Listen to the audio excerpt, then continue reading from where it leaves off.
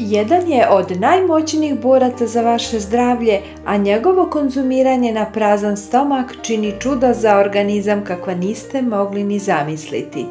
Današnji video posvećen je bijelom luku.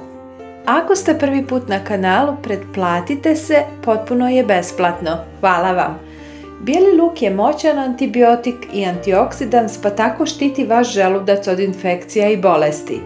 Treba da ga pojedemo prije nego što bilo šta drugo počnemo jesti, da ne postoji ništa drugo u želucu što bi miješalo hranljive materije u bijelom luku. Zdravstvene benefiti bijelog luka su mnogobrojne. Za sve one koji se žale na visok krvni pritisak, ovo je najlakši i najsigurniji način da držite krvni pritisak pod kontrolom. Najbolje je od svega da ga uzmete jednom dnevno i nema nikakvih nuspojava kao što je slučaj kod raznih lijekova. Ova čudesna biljka vas čuva na odstojanju od infekcije gljivica, bradavica, bakterija i svih ostalih bakterijskih infekcija.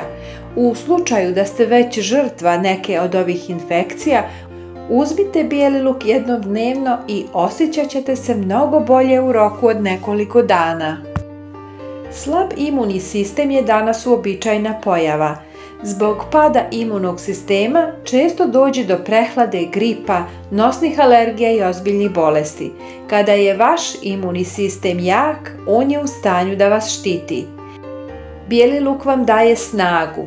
Jedan čen bijelog luka ima 12 mg kalijuma, 5 mg kalcijuma i 100 sumpornih jedinjenja.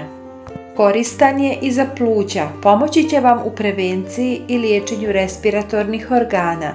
Može čak spriječiti upalu pluća, bronhitis, zagušenje, kašalj i još mnogo toga.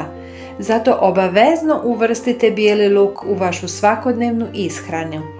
Dragi prijatelji, lajkujte ovaj video, pretplatite se na kanal i pošaljite ovaj sadržaj vašim prijateljima na društvenim mrežama. Hvala vam!